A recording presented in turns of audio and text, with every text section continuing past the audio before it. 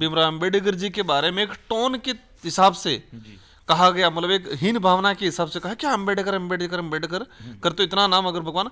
तो हम जो कहना चाह रहे हैं कि भाजपा के लिए अम्बेडकर जी हो सकता है कुछ नहीं हो, लेकिन इस देश के आवाम के लिए, प्रत्येक वर्ग के लिए अम्बेडकर जी भगवान हैं।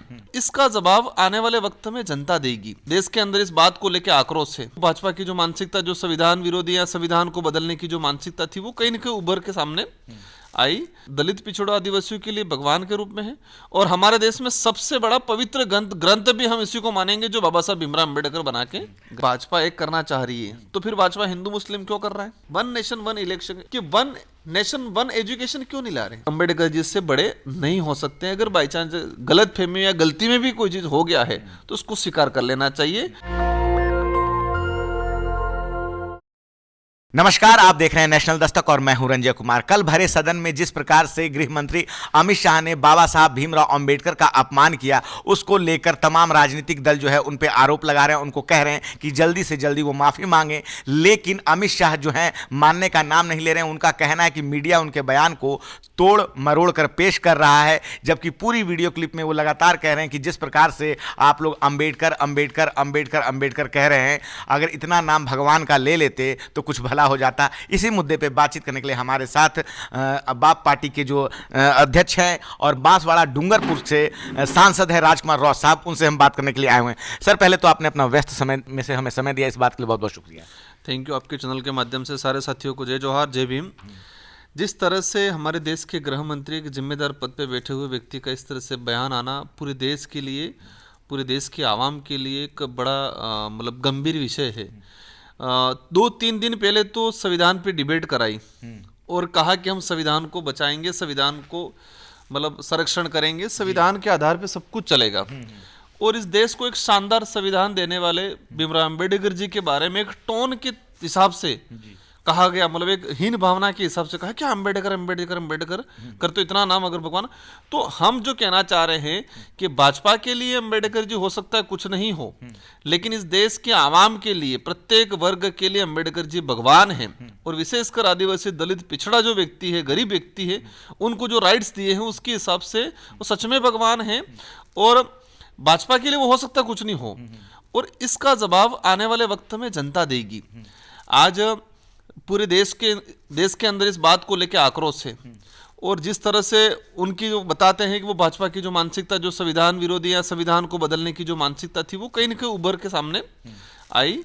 तो आज हमारे देश में दलित पिछड़ों आदिवासियों के लिए भगवान के रूप में है, और हमारे देश में सबसे बड़ा पवित्र ग्रंथ भी हम इसी को मानेंगे जो बाबा साहब भीमराव अम्बेडकर बना के गए। सर, हालांकि अब वो इस बात को कह रहे हैं कि हम सपने में भी इस बात की कल्पना नहीं कर सकते कि बाबा साहब भीमराव अम्बेडकर का अपमान करें। मीडिया तोड़ मरोड़ कर हमारे बयान को दिखा रहा है, क्या कहेंगे आप इस पे? देखो, मीडिया क्या तोड़ मरोड़ के दिखा रहा है वो बात अलग है, लेकिन वो बोला है सदन के अंदर सुनने, और ऑनलाइन सारी चीजें दिख रही है।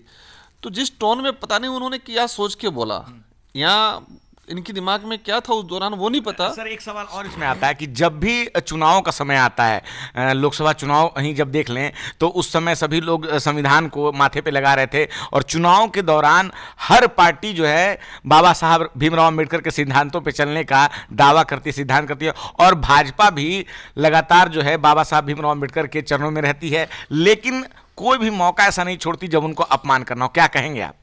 ये जो दोहरा चरित्र है उनका, मतलब कहे कि दिखाने के दांत और चबाने के अलग हैं। इस संविधान को उन्होंने एक सिर्फ वोट बैंक के हिसाब से, अभी वर्तमान में महाराष्ट्र चुनाव, झारखंड चुनाव और हरियाणा चुनाव में इस चीज़ को ये परोसा गया कि हम लोग ये कर रहे हैं, वो कर रहे हैं। लेकिन जिस तरह से संवैधानिक जो प्रावधान है जो धरातल पे इम्प्लीमेंट नहीं हो रहे हैं, रिजर्वेशन का मामला हो, अंग्रेज हर 10 साल में जनगणना करा रहे थे, और आप ये 20 साल हो गए, आप जनगणना क्यों नहीं करा रहे हो? जनगणना ही नहीं करा पाओगे तो देश में किसकी कितनी पॉपुलेशन है वो नहीं पता चलेगा, और वो नहीं पता चलेगा तब स्कीम कैसे ला पाओगे, बजट का डिवाइडेशन कैसे कर पाओगे, देश का डेवलप कैसे, ऐसे थोड़ी अमृत भारत, विकसित भारत कैसे बनेगा। इस देश का जिस दिन जब तक आदिवासी, दलित, गरीब तबका व्यक्ति, ओबीसी जो पिछड़ा हुआ है, उसका डेवलप नहीं होगा, तब तक आप देश का विकसित भारत की कल्पना नहीं कर सकते हो। कुछ लिमिटेड लोगों का डेवलप होने से विकसित भारत नहीं बनेगा। आप कुछ लिमिटेड वर्ग या लिमिटेड लोगों का, उद्योगपतियों का डेवलप कर लोगे, उनको फिर विदेश में भेजोगे, विकसित भारत नहीं, वो विकसित भारत नहीं है। इस देश के आम इलाके में, गरीब इलाकों में, पहाड़ों में, जंगलों में रहने वाला जो आदिवासी है, दलित है, पिछड़ा है, उसका जब तक डेवलप नहीं होगा तब तक विकसित भारत नहीं बनेगा। और वो डेवलप तभी होगा कि संवैधानिक जो प्रावधान है वो धरातल पे लागू हो। लेकिन जिस तरह से संविधान को लेकर मानसिकता है उसके हिसाब से लग नहीं रहा है हमें, वो अपनी रुचि के हिसाब से संविधान को इम्प्लीमेंट कराएंगे। सर, जाति जनगणना के नाम पे हमेशा भाजपा कन्नी काटती है और इस बात का दावा करती है कि इससे जातिगत भेदभाव बढ़ेगा, क्या कहना चाहेंगे सर? किसने बनाई जातियां? क्या आदिवासियों ने बनाई है जातियां? क्या दलितों ने बनाई है जातियां? भाई स्कीम कैसे समुदाय को आगे कैसे ला पाओगे? इस देश के अंदर अनेक धर्म हैं, अनेक जातियां हैं, सभी मिलजुल के रहते थे, लेकिन पिछले कुछ समय से देखा गया है कि आपस में टकराव हुआ है। आज आदिवासियों को अपने राइट्स के लिए लड़ने का अधिकार है। इस आदिवासी अपने राइट्स को लेकर लड़ रहा है, इसका मतलब ये थोड़ी कि किसी के खिलाफ है। एससी समुदाय अपने राइट्स को लेकर लड़ रहा है, इसका मतलब ये थोड़ी कि किसी जैन या ब्राह्मण या जनरल के खिलाफ है। हर व्यक्ति, एक बाप के दो बेटे होंगे, तो किसी एक बेटे के साथ अन्याय हो रहा है तो उस बेटे का भी अधिकार है कि अपने अधिकारों के लिए लड़े। वैचारिक रूप से लड़ रहे हैं लड़ाई, तो इसमें कहां जातिगत भेदभाव हो रहा है? यार, जो हजारों सालों से भेदभाव सहता हुआ समुदाय आज अपनी आइडेंटिटी की बात कर रहा है, आज अपने अधिकारों की बात कर रहा है, तब आपको जातिगत ये भेदभाव यहाँ बिखराव लग रहा है? पहले क्यों नहीं लगा? लेकिन सर, भाजपा जो है वो कह रही कि इंडिया गठबंधन के लोग ही संविधान का हनन कर रहे हैं और अभी इंडिया गठबंधन के सहयोगी हैं, और उसमें वो कांग्रेस पे मुख्य रूप से आरोप लगा रही है कि संविधान का हनन इन लोगों ने किया है, सबसे ज़्यादा संशोधन किए हैं, आपातकाल तक लगाया है। ये सब बातें फिर से वही पुराना राग वो अपना रहे हैं, क्या कहेंगे? देखो, बैक हिस्ट्री में जाते हैं, हो सकता है कुछ जगह गलत हुआ हो, लेकिन जहां तक हमने जो समझा है और जो संशोधन हुए हैं, कई बार अच्छे कामों के लिए संशोधन हुए। भाजपा का आज कह रहे डबल इंजन की, ट्रिपल इंजन की सरकार है सभी जगह, तो आप लोग क्यों नहीं लागू कर रहे हो? इंप्लीमेंट क्यों नहीं करा रहे हो? जनगणना क्यों नहीं करा रहे हो? मान लिया उन्होंने कहा कि इंडिया गठबंधन ये संविधान विरोधी है, तो वर्तमान सत्ता में तो आप हो ना भाई, आप सुधार कर लो ना, आप उसको इंप्लीमेंट करा लो। आप क्यों नहीं करा रहे हो? मतलब एक ही है, उन पे आरोप लगाना, मुद्दों से भटकाना, ये उनका एक नजरिया है। और हम लोग आपके चैनल के माध्यम से कहना चाह रहे हैं, देश के युवाओं को भी कहना चाह रहे हैं कि हमें जो वो कहते हैं चटपटी जो बातें हैं, जिसका कोई धरातल नहीं है, जिसका कोई उद्देश्य नहीं है, ऐसी चीजों से दूर रह के देश के अंदर जो बेरोजगारी बढ़ रही है, देश के एजुकेशन व्यवस्था निजीकरण की ओर जा रहा है, सरकारी सिस्टम खत्म हो रहा है, देश के अंदर ग्रामीण इलाकों में हेल्थ सिस्टम बिल्कुल खत्म हो चुका है, कुपोषण बढ़ रहा है, इस पे हमें ध्यान देने की जरूरत है। ये जो दोगली राजनीतिक या उठपटांग चीजें हरकतें करते हैं, उनको चमकाने की और धर्म की चटनी या इसे मुद्दों, मतलब बकवास मुद्दों को चाटने की जरूरत नहीं है। वास्तविक देश को जरूरत है, उन मुद्दों पे हमें काम करने की जरूरत है और उन मुद्दों को चर्चा करने की जरूरत है। सर, आजकल एक चीज और ट्रेंड में चला हुआ है कि मस्जिदों के नीचे क्या है, इस बात की खोज की जा रही है। अजमेर दरगाह है वहाँ पे, और वहाँ पे भी याचिका लगाई हुई है। उसके बाद तो हालांकि पूजा स्थल कानून को लेकर सुप्रीम कोर्ट ने जो याचिका है उसने साफ कहा सुप्रीम कोर्ट ने कि अब कोई याचिका स्वीकार नहीं की जाएगी, क्या कहेंगे? अभी एक नारा लगाना ही है, बटोगे तो कटोगे। कौन बट रहा है? आप देश के अंदर आदिवासी, दलित, हिंदू, सिख, मुस्लिम बांट के क्या हिंदुत्व, कट्टर हिंदुत्व वाला ही देश को बचाएगा? क्या देश के अंदर सिख मुसलमान नहीं रह रहा है? क्या देश को आजाद कराने में मुस्लिमों का योगदान नहीं है, सिखों का, आदिवासियों का योगदान नहीं है? इस देश में ये नारा, उनको सारे धर्म एकजुट होकर रहेंगे तो देश बचेगा। आप एक तरफ राजनीतिक रोटियां, अजमेर दरगाह के अंदर हजारों सालों से, मतलब 700-800 सालों से ये है कि वहाँ पर मुस्लिम का दरगाह है, और ये जरूर है कि मुस्लिम की दरगाह है, लेकिन वहाँ पर सभी धर्म के लोग जाते हैं। मोदी जी खुद चादर भिजवा रहे हैं वहाँ। आप इन चीज़ों को मुद्दा क्या क्या निकाल के क्या करना चाहो? इस हिसाब से देखा जाए तो पूरे देश के अंदर ट्राइबल इलाका जहाँ है, जहाँ हिंदू देवी देवताओं ने अपना गढ़ जमा रखा है, वहाँ अगर खोजोगे तो आदिवासियों का हिस्ट्री निकलेगा, कई जगह बौद्ध भिक्षु का निकलेगा। तो फिर तो क्या मिलेगा इस चीज से? ये देश के असली मुद्दों से भटका के हिंदू मुस्लिम या अलग अलग धर्मों में बांट के लोगों को, युवाओं को अपने असली मुद्दों से भटकाने का एक तरीका है। और जिस तरह से देश में मुस्लिमों के साथ या आदिवासी दलितों के साथ जो हो रहा है, और ये करते हुए हिंदुओं को खुश किया जा रहा है, तो मैं हिंदू भाइयों को भी कहना चाहूँगा कि वो आपके लिए, आने वाली पीढ़ी के लिए भी घातक है। देश तभी मजबूत होगा, हर वर्ग तभी, हर धर्म के लोग तभी मजबूत रहेंगे प्रेम भावना से, कि सारे लोग तरीके से मिलजुल के अपने राइट्स के हिसाब से जिए तो ही ठीक होगा। ये सबके लिए, देश के लिए घातक है जो वर्तमान में हो रहा है। मस्जिदों के नीचे ये निकालना, वो निकालना, कुछ फालतू बकवास चीजें।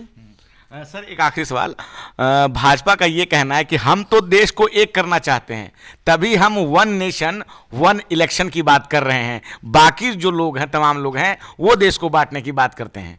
क्या कहेंगे सर? तो कौन भाई, भाजपा एक करना चाह रही है तो फिर भाजपा हिंदू मुस्लिम क्यों कर रहा है? भाजपा आदिवासियों पे अत्याचार होता है जब चुप के, और बांग्लादेश में गलत हो रहा है, एक्सेप्ट मानते हैं हम चीज को, वो नहीं होना चाहिए। मानव मात्र पे हत्या होना, मानव मात्र का शोषण होना या मानव मात्र के साथ अन्याय होना वो गलत है। तो मणिपुर में आदिवासियों के साथ अन्याय हुआ, क्यों नहीं बोले तब? वो तो देश का हिस्सा था। बांग्लादेश में गलत हो रहा है बहन बेटियों के साथ, हमें भी तकलीफ है, नहीं होना चाहिए, उनके खिलाफ हमको लड़ना चाहिए, लेकिन मणिपुर में हुआ तब क्यों नहीं बोले ये लोग? छत्तीसगढ़ झारखंड के अंदर आज पर डे 2-3 एट्रोसिटी हो रही है, हर सप्ताह में एक महिला के साथ शोषण, अत्याचार, बलात्कार हो रहा है, तब क्यों नहीं बोल रहे वो? क्या छत्तीसगढ़ झारखंड मणिपुर इंडिया से बाहर है? वन नेशन वन इलेक्शन की पॉलिसी लाने की बात कर रहे हैं। लोगों के माइंड में सेटअप डाला जा रहा है कि कम खर्चा होगा। लोगों को भी कुछ लोगों को लगता है, जो लॉन्ग सोच वाली नहीं है, उनको लगता है कि बेचारा ठीक चीज़ है, लेकिन इसके पीछे राज क्या है? इसके पीछे ये राज है कि किसी राष्ट्र के एक मुद्दे के आधार पर देश का चुनाव लड़ लेंगे। पंचायती राज का मुद्दा अलग होता है, स्टेट चुनावों का मुद्दा अलग होता है, और सेंट्रल का मुद्दा अलग होता है। अगर ये इस लाइन पे जाएंगे तो वो बस पूरे देश में हिंदू मुस्लिम के दंगा करा देंगे और चुनाव लड़ लेंगे। बेरोजगारी, एजुकेशन, हेल्थ, कुपोषण, ये चीज़ें तो खत्म हो जाएगी। तो वन नेशन वन इलेक्शन हम एक चीज़ उस पर बात कर रहे हैं कि वन नेशन वन एजुकेशन क्यों नहीं ला रहे? अमीर का बच्चा कुछ सिल्वर पढ़ रहा है, गरीब का सरकारी स्कूल में कुछ और पढ़ रहा है। गरीब का बच्चा सरकारी स्कूल में पोषाहार खा खिला के उसको 8वीं में फ्री पास करा के दे रहे हो, और प्राइवेट एजुकेशन में अलग कर रहे हो, वो क्यों नहीं कर रहे हो? अगर करना है तो one nation one education policy आनी चाहिए, इस पे बात होनी चाहिए, नहीं उस पे नहीं होनी चाहिए। आज हम लोग, हमारी पार्टी की तरफ से ये है कि हम इसके फेवर में नहीं है, क्योंकि स्थानीय मुद्दे क्षेत्रीय पार्टियों को कहीं ना कहीं खत्म करने का और क्षेत्रीय विचारधाराओं को खत्म करने का ये एक एजेंडा है। सर अब चलते चलते आखिरी सवाल, ट्विटर पे एक्स पे ट्रेंड कर रहा है कि मोदी साहब और अमित शाह की तस्वीर है कि टेंशन वाला मामला हो गया है जो ये उन्होंने बयान दिया है। क्या कहना चाहेंगे? उसी मुद्दे पे हम बात अपनी खत्म करते हैं। देखो, हमें अंबेडकर जी को लेके या संविधान निर्माता या संविधान के कोई भी सदस्य हैं, उनके साथ अगर अपमानजनक गलती से भी हो गया है तो उसमें माफी मांगने में कोई बड़ी बात, मतलब यहाँ कोई अतिशोक्ति नहीं है कि यार हम कैसे मांग सकते हैं। यार अपन माफी तो नहीं मांग रहे, सफाई दे रहे हैं, लेकिन माफी नहीं मांग रहे हैं। अंबेडकर जैसे कि बड़ा, अगर बाई चांस हो सकता है मान गए, एक्सेप्ट उनसे हो सकता है बोलने में फ्लो में कुछ चीजें बोल दिया, तो स्वीकार कर लो, इसमें क्या चला जाएगा यार? अगर वो स्वीकार नहीं कर रहे तो ये सर क्या दिखाता है, क्या मानसिकता है? तो ये अगर वो स्वीकार नहीं करते, देश लेवल पे एक गलत मैसेज, आज भले सत्ता से उनको कोई नहीं हटा पाएगा, लेकिन देश लेवल खड़गे साहब को कि अभी 15 साल आप वहीं रहोगे जहां बैठे हुए हो, विपक्ष की बात वो कह रहे हैं। देखो, वो एक उनका क्या व्यू है वो तो वो जाने, लेकिन अंबेडकर जी से बड़े नहीं हो सकते हैं। अगर बाई चांस गलत फहमी या गलती में भी कोई चीज़ हो गया है तो उसको स्वीकार कर लेना चाहिए, और ताकि देश के आम आवाम को एक रहेगा कि नहीं यार हमारे लीडर थे, वो चीज़ हुई तो एक्सेप्ट किया। सर आपने हमसे बात की, बहुत बहुत शुक्रिया। Thank you. तो हमारे साथ बांसवाड़ा डूंगरपुर के बा पार्टी के अध्यक्ष राजकुमार रॉस साहब बात कर रहे थे, और किस प्रकार से उन्होंने कहा कि अगर गलती से कभी ऐसा कुछ हो जाता है तो स्वीकार करने में कोई उसमें गलती नहीं है, लेकिन जो भीमराव बाबा साहब आम्बेडकर का जो अपमान हुआ है उसको लेकर अभी तक अमित शाह जो है सफाई दे रहे हैं, और उनका कहना है कि हमने गलती नहीं की है, हम सपने में भी नहीं सोच सकते, लेकिन तमाम पार्टियां उनके उस वीडियो क्लिप का हवाला दे रही हैं कि जो उन्होंने कल बोला था। क्या है आपकी राय इस बातचीत पे? आप अपनी राय हमें जरूर बताएं। मैं रंजय कुमार, कैमरामैन आशीष के साथ, नेशनल दस्तक। धन्यवाद। नेशनल दस्तक की आपसे गुजारिश है कि अगर इसको बचाना चाहते हैं तो नेशनल दस्तक को सब्सक्राइब करने के लिए रेड कलर के सब्सक्राइब बटन को दबाएं, फिर बेल आइकन की घंटी दबाएं। नेशनल दस्तक को बचाने के लिए बहुत जरूरी है कि हर खबर को शेयर करें, लाइक करें, कमेंट जरूर करें।